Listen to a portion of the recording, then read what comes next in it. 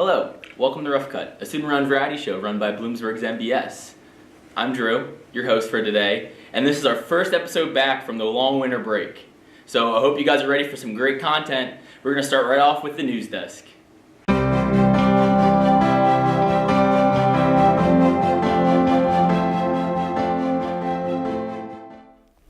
Good afternoon and welcome back to the news desk. I'm Merle LaRose. And I'm Erica Maurer. Thursday afternoon, January 31st, a man who works at the local Pizza Hut was hit by a truck when it was accidentally crashed into the store. Family and friends set up a GoFundMe account due to the fact he has no insurance and no way to pay the medical bills. He has a long road of recovery due to the critical conditions and will be under intensive care at Geisinger. Bloomsburg Police says that the crash is still under investigation. Spring 2019 graduation commencement will not take place on the quad this semester. This year, spring commencement will take place at the Redmond Stadium on May 11th, 2019. There will be two ceremonies held that day, the College of Liberal Arts at 10 a.m. and the College of Science and Tech and Ziegler College of Business will be at 3 p.m. Commencement will go on rain or shine that weekend. Also, tickets will not be required. Hope to see you all out there, and congratulations to our 2019 graduating class. February 16th, Trayvon Martin's mother, Sabrina Fulton, will be coming to Bloomsburg University to speak at the Sankofa Conference. Those who may not know, Trayvon Martin was a 17-year-old boy who was fatally shot in 2012, which started a huge civil rights movement. His mother is now turning her grief into advocacy. If you are a freshman or a senior, don't forget to fill out the 2019 National Survey of Students Engagement Survey by April. If you do so, your name will be entered into a drawing to receive an Amazon gift card or BU merchandise. These surveys help out the NSSE see what students involve themselves in, such as clubs and activities. The results show how undergraduates spend their time and what they are getting out of college. So don't forget to fill it out. And that's all we have for tonight. Thank you for tuning in to the news desk. I'm Merle LaRose. And I'm Erica Maurer. Have a great night.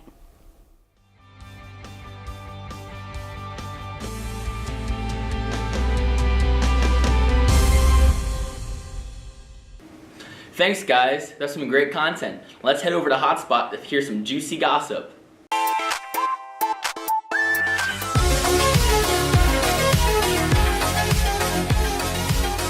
Hi, I'm Michelle Erickson, and you're watching Hotspot, your all-access pass to everything entertainment news. Ariana Grande has been through a lot in the past year, but entering the new year, she is now being accused of appropriation. Some of these accusations are sparking after an interview she did with Billboard in December. One Twitter user wrote, in regard to the interview, Ariana Grande has fake tanned her skin to the extreme, enlarged her lips, and is faking a stereotypical accent. Now, after Ariana Grande has come up with a new music video for Break Up With Your Girlfriend, I'm Bored, fans are mixed on it. Some feel as though she is supporting her LGBTQ fan base, while others believe she is doing it to sell the song. Ariana Grande has now switched to baiting and using bisexuality to sell her music after cultural appropriation didn't work, one Twitter user stated. Others are saying it's about self-love, even though the lyrics don't point in that direction. What do you guys think? Is she taking it too far for views and listens, or is she just trying to show love and support? I'm eager to know what you guys think. Now over to Alyssa with more Ariana news. Thanks, Michelle. Now more on pop singer Ariana Grande. She finally won her first Grammy for Best Pop Vocal Album for her new album Sweetener this past weekend, and she wasn't even there to accept the award. She was initially supposed to perform at the Grammys, but canceled days beforehand, and saying she won't even attend the ceremony due to a disagreement with Grammy producers over her set list. After learning of her win, she tweeted, "I know I'm not there tonight, trust. I tried and still truly wished it had worked out, to be honest. And I know I said I try not to put too much weight into these things, but this is wild and beautiful. Thank you so much." She then wrote on thanking the people who helped make this album possible, with her including her manager Scooter Braun and her record label Republic Records. Then lastly adding, "But mostly thank y'all for being my main source of joy and inspiration always. Call me, @Pharrell." Grande was also nominated for Best Pop Solo Performance for her single God Is a Woman, but sadly lost. Now over to Kieran with more Grammy news. Hi, I'm Kieran Riccardi, and you're watching Hotspot, your all-access pass to everything entertainment news. The Grammys last night let the artists know how loved each of them were. With awards galore and performances that wooed the crowd, how could we not be ecstatic to watch this show come together? In all honesty, every aspect of this award show was amazing. But what is most exciting in our eyes is the way that Lady Gaga and Bradley Cooper rocked our worlds with the new film A Star is Born. I don't know if everyone has watched it, but it is a must-see. I could watch it over and over again. I was so in love with Bradley Cooper, or the soundtrack. Anyways, not only was the acting incredible, the soundtrack is what tied everything together. The song Shallow won Song of the Year, and once you listen, you cannot get that tune out of your head. The way Lady Gaga and Bradley Cooper sing with one another is truly magical. Sadly for us, Cooper couldn't attend the Grammys last night because he was at the BAFTA Awards in London, representing A Star is Born. Lady Gaga, of course, represented them both with her sparkly blue getup and a rock-tinged version of Shallow. We never know what kind of performances we are in for when it comes to Gaga. Some people on social media sure had a lot to say about her dance moves. Let's just say the memes are flooding our Twitter feed. Overall, per usual, Lady Gaga used her platform for the greater good of society and sent a strong message to the viewers about mental health. Gaga said, "If you see somebody that's hurting, don't look away. And if you're hurting, even though it might be hard, try to find that bravery within yourself to dive deep and go tell somebody and take them up in your head with you." She always has a way with words, that Gaga. So maybe her dance moves weren't the best last night.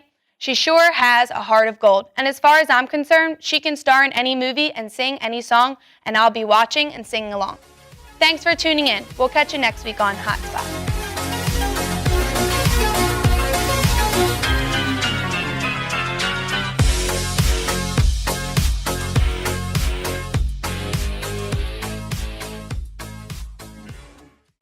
Thanks, guys. That was some big news on Ariana Grande. Now let's head over to sports with Against the Clock.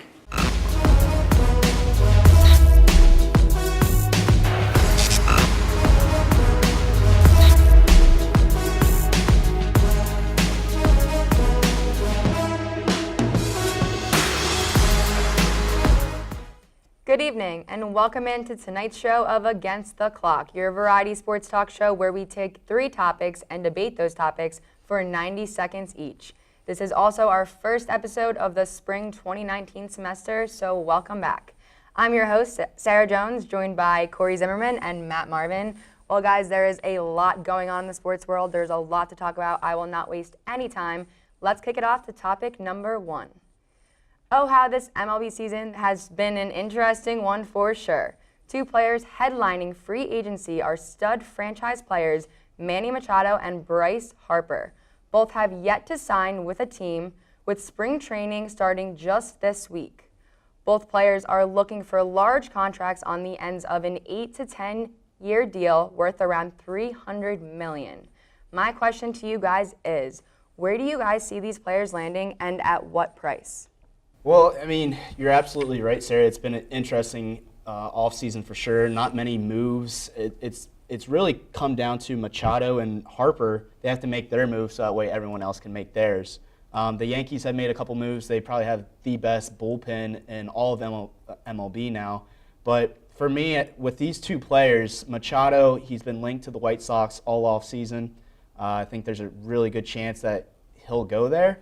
And but he's also been linked to the Phillies. The Phillies want at least one of those 2 guys, and I think they get Bryce Harper, but Harper this week has been linked to San Francisco.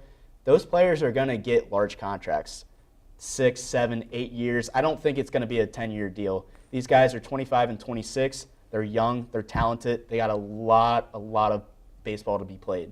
Yeah, Corey, I think you're right. Both these guys are going to end up getting their money one way or another. Just going to depend on who wants to pay it. I do agree with you. I think I could see Machado ending up with the White Sox, and Harper could go. I've heard Giants or Phillies.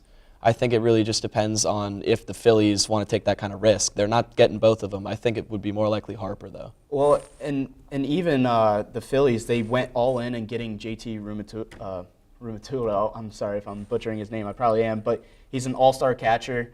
Got traded from the Marlins to the Phillies. The Phillies are going all in. They want a championship right away, and adding Harper will complete the puzzle, I think. Kick it off to topic number 2. Kareem Hunt, the former Kansas City Chiefs running back, was recently picked up by the Cleveland Browns on a 1-year deal worth around $700K. If you remember, He was released from Kansas City after a video surfaced from TMZ of him pushing and kicking a woman. Many teams were interested in Hunt, but with him being on the commissioner's exempt list, many teams passed up on him. Guys, my question is, for Cleveland, is this a smart move to make? Well, I think for the Browns, they're really trying to build. They had a great finish to the year once they brought in Baker Mayfield and let him play and run the offense. I think Kareem Hunt, from the football aspect, is obviously a great pickup. He's young. He's one of the best young running backs in the NFL. But you also have to look at the issues off the field. It's really a judgment call, and the Browns obviously took the chance. Let's hope that it's not bad for them. This could be a steal for the Browns. Jim Dorsey said over the weekend that they did extensive research on the whole situation and everything. Jim Dorsey actually drafted Kareem Hunt while he was in Kansas City, and then just a few years ago went to Cleveland, and he's trying to build a culture. I'm not sure if Kareem Hunt is the culture you want to build, though. He's got a young, talented quarterback in Baker Mayfield. He's already got a really good running back in Nick Chubb, who a lot of people passed up on in the draft. I think Chubb is an all-pro running back in the future, and I think if Hunt is cleared to play by Commissioner Roger Goodell at some point, that's a two-headed monster you have in the backfield. And then you have Baker Mayfield, who's going to develop into his second year and be, I think, also a Pro Bowl quarterback. I think if worse comes to worse, it won't kill the Browns to not have Kareem Hunt. And with a deal, $700,000, you're not really investing a whole lot in this player, especially on a one-year deal as well. All right, that is 90 seconds. Let's kick it off to our final topic.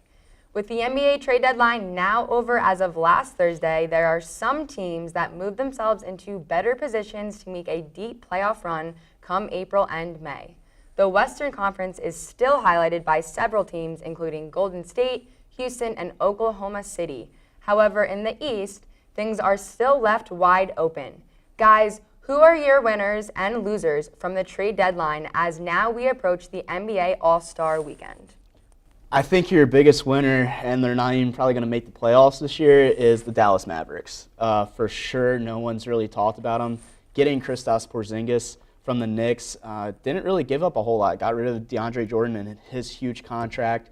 Got rid of Dennis Smith Jr., who wasn't really fitting into the system in Dallas. Luka Doncic is a stud. I mean, a stud. And he even came out last week and said it's a lot easier to play in the NBA than in Europe. The Mavericks, I think, won this. The Lakers, I think, are the big losers.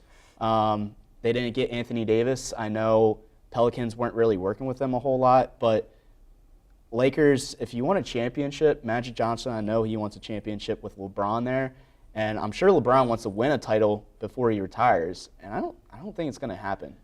I would agree that the Lakers are big losers, not necessarily because they did get Anthony Davis now, but I think with the timing, LeBron's still the greatest player in the NBA, but he will eventually, get to the end, and they have to do something fast. And the way they've been losing games following this, they're not looking like they're going to do anything this year. And I agree with Dallas. I think that's something that won't even be talked about until maybe Porzingis plays, but that's going to be an unbelievable duo.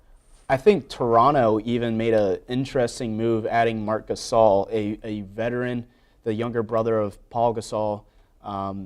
Toronto's a good team. They have a really good team, and they're going to have to face some good competition. And the 76ers, who added Tobias Harris, that's probably something we should talk about. But I don't think it's a headlining move. But Toronto's going to have to go up against Milwaukee, 76ers, and Boston. Boston didn't make any moves at the deadline, but with Kyrie, his pending free agency, that's something you probably don't want to go all in. I think once Toronto fills out their bench, they might have the best shot. I think the Gasol move was the best move made in the East for sure. All right, we could go on and on all day, but our time is up here. That is all we have this week. Join us again in 2 weeks to discuss more breaking topics in the sports world, only here on Against the Clock. I'm your host, Sarah. Thanks, guys. That was a great update. Now let's go over to my segment, NBS Digital Shorts.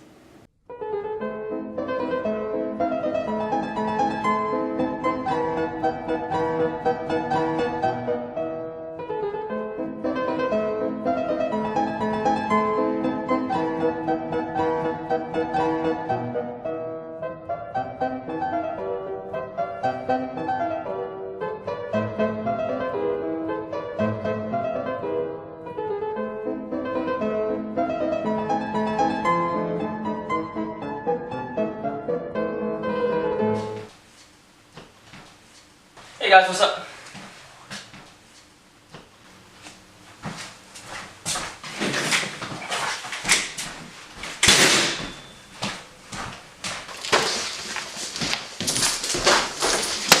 Freaking had it with these phones. We're gonna have some good Monopoly family fun.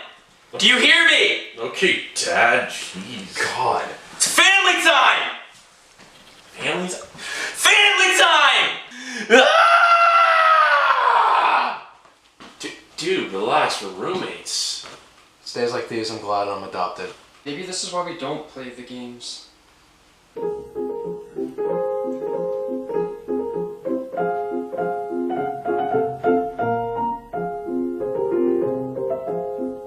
Wow.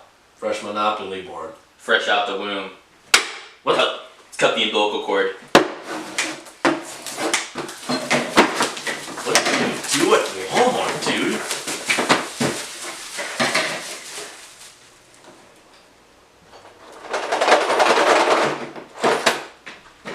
Okay, so who wants to be what?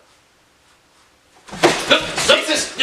I call the dinosaur! Dinosaur! No, I want to be the dinosaur! No! Ha! Guys, come on, chill. Civilized game, remember? Let's just keep it friendly and family time. Keep it family time. We're not related!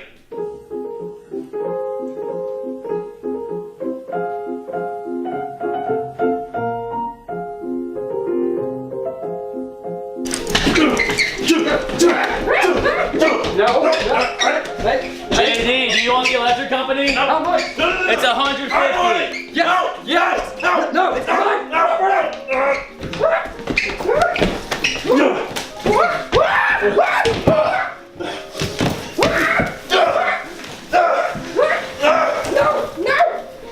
What the?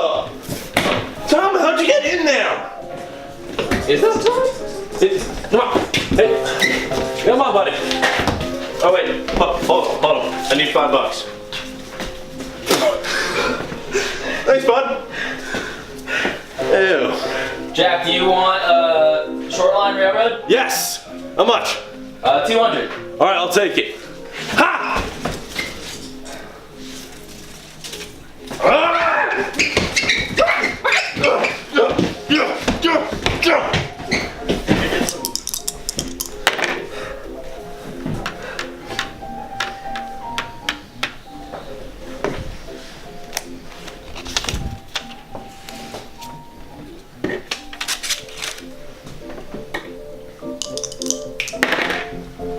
Fish eyes.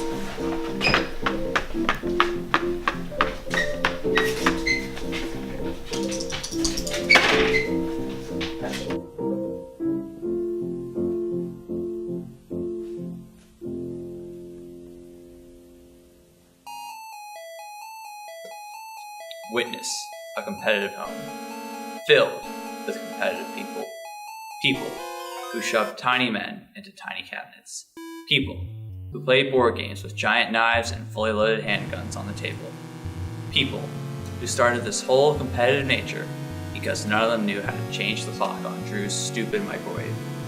People who, if they had just cooperated with each other for 1 second, might have been able to write a better ending than an overused Twilight Zone parody to a sketch no one in this room probably saw. Anyway, this is the Twilight Zone. Stop playing around, you guys. Let's take it seriously and head over to Eric with BU on the Street.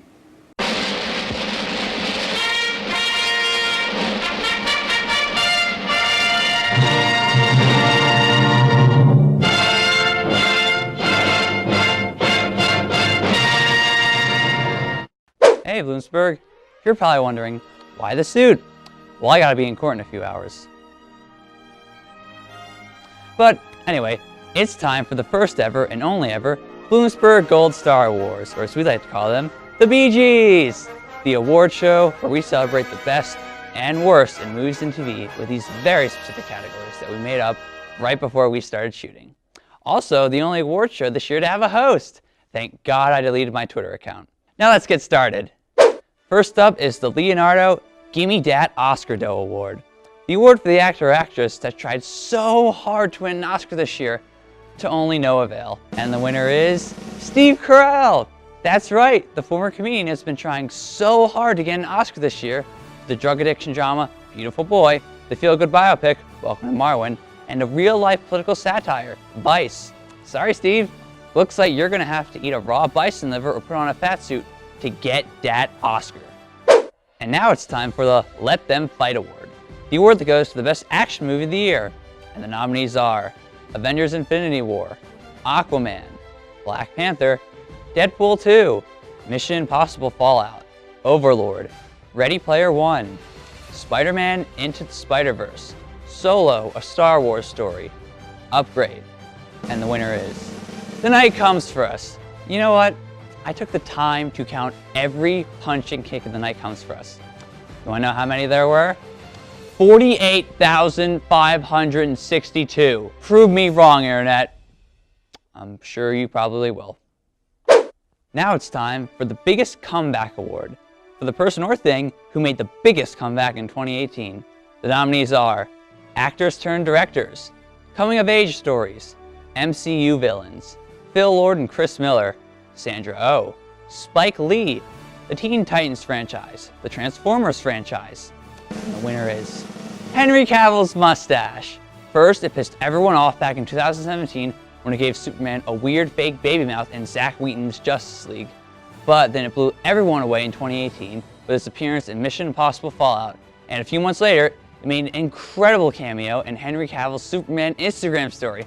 Next thing you know, everybody was trying to copy his mustache. Chris Hemsworth, Rob Delaney, Mads Mikkelsen, Henry Cavill, I mustache you. A question, will you accept this award on your mustache's behalf? Okay, I'll leave now. Oh, this one is exciting. It's the Breakthrough Performer of the Year award. The nominees are The Girls of Blockers, Halloween's Andy Matichak, Letitia Wright's Shuri from Black Panther, and the BG goes to the chicken that knows math from the Ballad of Buster Scruggs. Look, all the actors we mentioned here were incredible. They're gonna have long, massive careers. But this is a chicken that knows math. A chicken that knows math. I rest my case. Hashtag MathMaChicken. This, my friends, is the spin-off we most want to see. The nominees are Void from Incredibles 2, Luis from Ant-Man and the Wasp, Domino from Deadpool 2, Val from Solo, A Star Wars Story, Sterling K. Brown's Nicorette chewing character from The Predator, and the winner is Spider-Man 67 from Spider-Man Into the Spider-Verse. Hey, as much as I love Spider-Ham, Spider-Man 67 stole the show with that end credits scene. My pitch for a spin-off, he constantly gets into point-offs with other people about things they did wrong. It's called Point Break 2. Hey everybody, are you ready for the best movie with the word solo in the title? And the winner is Free Solo! Sorry, Solo, A Star Wars Story. If it weren't for our winner, you would have had it in the bag. Actually, the Netflix film Been So Long was our runner-up. But number 3 still ain't bad. This next one is a very prestigious award. This is the most prestigious Prestige Television Show award. The nominees are Patrick Melrose, The Assassination of Gianni Versace, American Crime Story, Sharp Objects, The Kaminsky Method, Homecoming, and the winner is reruns of The Office, because I don't watch any of those other shows, but reruns of The Office are always going to be good. Sometimes I don't understand those prestigious shows. Ooh, this one's a doozy! It's the, oh yeah, I definitely saw that award, for the movie or TV show that you will most likely pretend to have seen without having actually seen it. The nominees, Barry, 8th Grade, Green Book, Mary Poppins Returns, The Americans, and the winner is First Man. Yes, a 2.5-hour biopic from the director of La La Land about Neil Armstrong sounds like something you should see, but I bet almost none of you have seen it. But if you need to fake it, just a reminder, it's not a musical. Ryan Gosling isn't a Blade Runner. Claire Foy isn't a girl caught in a spider's web. And most importantly, it's not the other biopic about a famous person during the late 60s who goes on to become a legend, Bohemian Rhapsody. Good luck out there pretending you saw First Man. You know what I'm realizing, adjusting these awards, is that we've never actually cleaned our set. And that might be because we've never had a set. Oh, we're back. The next award is the That Came Out This Year award. The nominees are the movie adaptation of Tomb Raider. That came out this year? The sequel to Pacific Rim, that wasn't a thing. It was? Jennifer Lawrence's Red Spirit. Wait, are you serious? The third and final Maze Runner movie. No, that really? That came out this year? And the winner is Mortal Engines? No, that's not coming out till this year, 2019. That came out last year? Peter Jackson wrote it? Oh, well, congrats, Mortal Engines. Probably the only award you're gonna get. Next up is the Cage at his Cagiest award. And the BG goes to the Japanese poster from Mom and Dad for highlighting Nicolas Cage at his most maniac. Hey, Nicolas Cage, you got yourself a BG. Ooh, this is a biggie. It's the That's an Overreaction award. The award that goes to the movie or TV show with a very long and unnecessary title. The nominees are Solo, A Star Wars Story, Sicario, Day of the Soldado, The Assassination of Gianni Versace, gonna say that till the day I die, American Crime Story, Mowgli, Legend of the Jungle, and the winner is The Girl in the Spider's Web, A New Dragon Tattoo Story. Hey, Girl in the Spider's Web. It's a new story, we get it. Our final award is the Best Sequel of the Year award, and the nominees are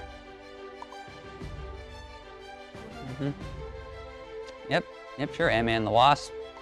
Yep. Yeah, another Fantastic Beasts movie. Fantastic Beasts 2. Oh. And the winner is Paddington 2! That's right. You can tell that this movie, released in January 2018, was great when that brief moment of joy made the rest of 2018 pretty much all downhill from there.